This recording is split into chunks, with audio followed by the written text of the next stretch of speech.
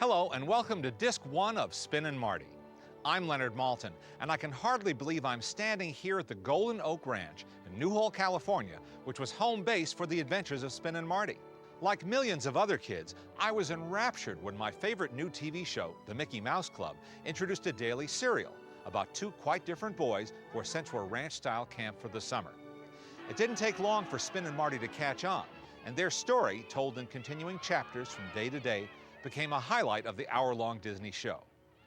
On this disc, we're going to turn back the clock and relive not just that series, but the very day that Spin and Marty were introduced to the world. This would be the first of a number of serials that played out on the Mickey Mouse Club, including The Hardy Boys, which starred Tim Considine and Tommy Kirk, Corky and White Shadow, featuring Mouseketeer Darlene Gillespie, and Annette, starring, of course, Annette Funicello. But Spin and Marty took on a life of its own, and the huge volume of fan mail that poured in demanded a second installment the following year, which introduced Kevin Corcoran as Moochie, and a third, which brought girls into the picture, played by Annette Funicello and Darlene Gillespie. To the uninitiated, Jackson Gillis's scripts for Spin and Marty may seem incredibly simple and low-key, but that's part of their charm. To a generation not yet exposed to computers, music videos, or video games, the appeal of a story about two adolescent boys whose scrapes and adventures we can all relate to is both elemental and surefire. What's more, there was always comedy relief in the hands of such grown-up characters as Perkins, played by J. Pat O'Malley, and Ollie, played by Lenny Geer.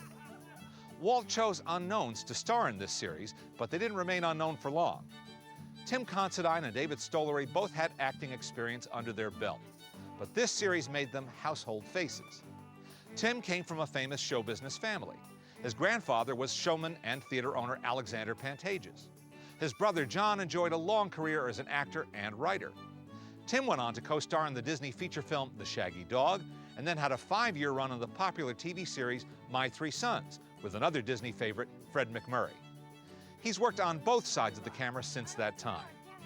One of the highlights of this disc is a copy of the young man's screen test for the role of Marty Markham, though we wound up playing Spin Evans instead.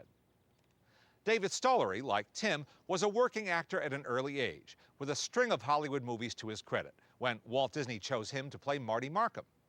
He went on to appear in the Disney feature films Westward Ho the Wagons and 10 Who Dared, but left show business to pursue the real love of his life, automobile design. You'll get a chance to meet both Tim and David on Disc 2.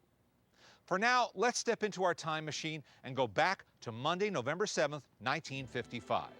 You've come home from school, turned on the console TV set in the living room, waited for it to warm up. No remote controls then either. It's Fun with Music Day in the Mickey Mouse Club with Jimmy Don and the Mouseketeers, featuring songs, dances, skits, a mouse cartoon, of course, and the first episode of The Adventures of Spin and Marty. From that point on, we'll continue the serialized story about life way down here on the Triple R.